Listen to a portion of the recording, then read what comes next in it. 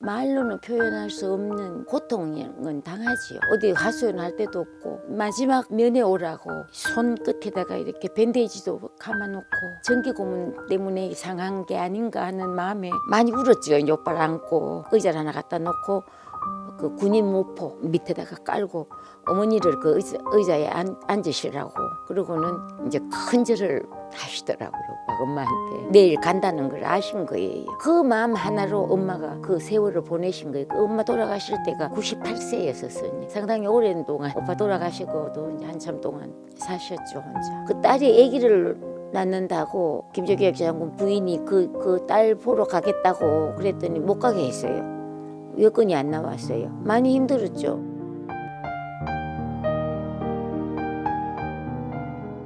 우리가 볼 때 정의롭지 못하다는 걸 알면서도 전두환 대통령이 정권을 잡고 있을 동안에는 행동이 자유롭지를 못했고 할 생각도 못했죠. 새로운 자료들이 많이 발견이 됐어요. 이렇게 되면 우리가 한 번쯤 재심 청구를 해서 정말로 정의로운 재판을 한번 받아보는 게 어떨까 하는 생각에 부인은 있지만은 고통을 많이 당했죠. 지금도 대인 기피증이 굉장히 심해요. 또들 나오질 않으려고 그래요.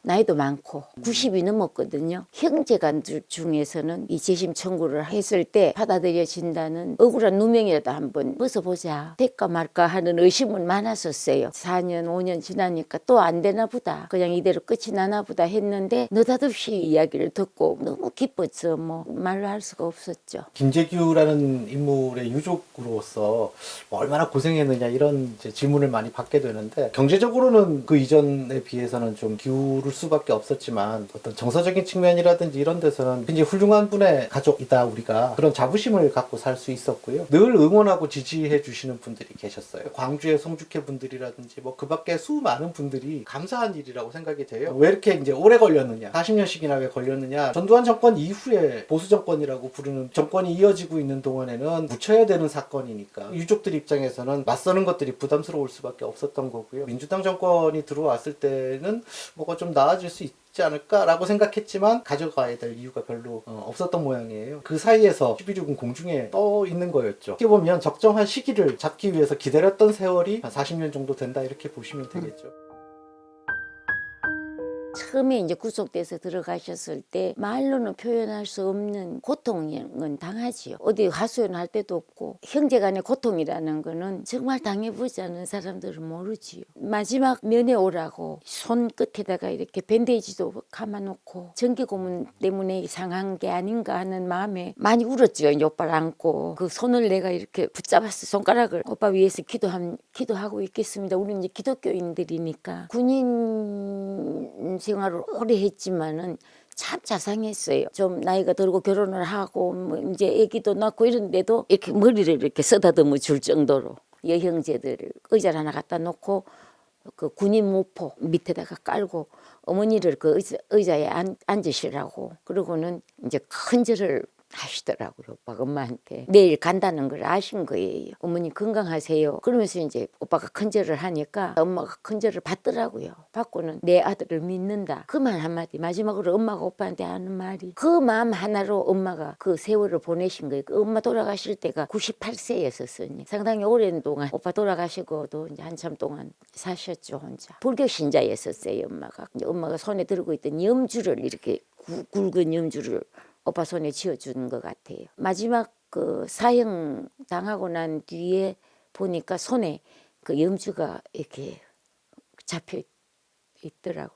오빠 돌아가시던 날 우리 어머니를 내가 모시고 있었어요. 70대 중반이나 그 정도 되는 것 같으네. 내가 울면서 엄마 어떡하냐고 내가 덜덜 떨었죠. 그랬더니 나보고 울지 마라. 너 오빠는 나라를 위해서 충성스럽게 죽은 사람이다. 옛날 말에도 충신은 불효가 없단다. 나한테도 너 오빠는 효자였었다. 그러면서 그냥 탁 울음을 멈추시면서 그냥 가만히 앉아서 계시더라고요. 어머니가 그때 돌아가셨을 때보다 그때 더 많이 쇼크를 받으셨어요. 법정 그 기일은 막 어떤 때는 밤 몇 시까지 재판을 하고. 그러니까 1심에서부터 3심까지인가 2달밖에 안 걸렸는데 매일이잖아요. 그리고 12월 13일 날 하루가 딱 빠졌더라고요. 그 12.12가 그 전날이었잖아요. 자식이 매일 재판을 나오는데 보니까 뭐 사형 뭐 이런 식이니까 아들이 사형 걸 받는다는데 쇼크 안 받을 부모가 어디 있겠어요. 둘째 삼촌이 나와서 변호사들을 다 해임을 시켰잖아요. 그때는 이제 변호사들이 같이 부산, 대구, 서울 이렇게 해서 자원하는 분들이 그 숫자가 20명이 넘었습니다. 갈수록 늘어나기 시작했어요. 김장군의 바로 동생 되는 분이 사업을 하던 분이고 정치에 관여한 사람이 아닌데 더빙고가 도빙고가 잡자니 거기다가 넣고 고문을 하고 있었을 때인데 그 동생을 내보내면서 가서 형님한테 얘기를 해서 한꺼번에 다 해임을 시키고 돌아와라. 안 그러면 너희 집에 있는 사위들 다 5이 있거든요. 그거 그냥 두지 않겠다. 그러니까 협박을 한 거예요. 바로 그날 면회를 가가지고서 얘기를 하니까 그건 아니지. 내가 당하는 건 몰라도 이러고서 바로 해임을 해버렸어요. 그날 몽땅 해임을 시켜놓으니까 아무도 그 사연을 아는 사람이 없고 안동일 변호사도 좀 열심히 하는 날은 불려가가지고 혼이 났대요. 죽고 싶으냐고. 국선이면 국선답게 적당히 변론하고 떠나면 되지 왜 그렇게 열심히 하냐고. 공갈 협박도 당하고 계획하고 뭐 그건 아무도 모르죠. 집에 와서는 그 큰 일을 어마어마한 일을 이야기할 사람이 없겠죠. 아무도. 그러나 이제 우리 생각으로 이 일을 할 사람은 제일 가깝게 지내는 오빠밖에 없다고 생각을 했던 것 같아요. 박정희 대통령과 가는 절대로 그만두시지 않습니다. 마지막까지 방을 해냅니다. 본인은 이걸 알기 때문에 유신 체제를 지탁하는 한 지주의 한 사람의 역할을 했던 저지만은 더 이상 국민들이 당하는 불행을 보고만 있을 수가 없기 때문에 사회에 모순된 문제들을 해결하기 위해서 그 원천을 두드린 겁니다. 자기 와이프도 몰라서 그냥 바로 끌려가서 고문당해서 지금까지도 벌벌 떨고 있을 정도로 계획을 밝혔다 그러면 자기 부인부터 뭐 외국으로 내보내놨거나 뭐 이래야지 얘기가 맞는 거잖아요. 박정희를 알았고 저 사람은 실제로 그렇게 할 사람이다라는 걸 알았고 절대로 죽기 전까지 권력을 놓지 않을 거다라는 거에 대한 확신을 할 수 있었고 제거하는 것이 일단 가장 급선무였던 거고 그 제거를 가장 효과적으로 성공적으로 할 수 있는 방법은 자기가 가장 믿을 수 있는 부하 6명하고 같이 할 수밖에 없었던 것. 저는 이 모든 것들이 그렇게 불가피할 문제이지 않았을까? 그 딸은 그 이제 결혼을 해가지고 많이 힘들었죠. 그 딸이 아기를 낳는다고 김정일 장군 부인이 그 딸 보러 가겠다고 그랬더니 못 가게 했어요.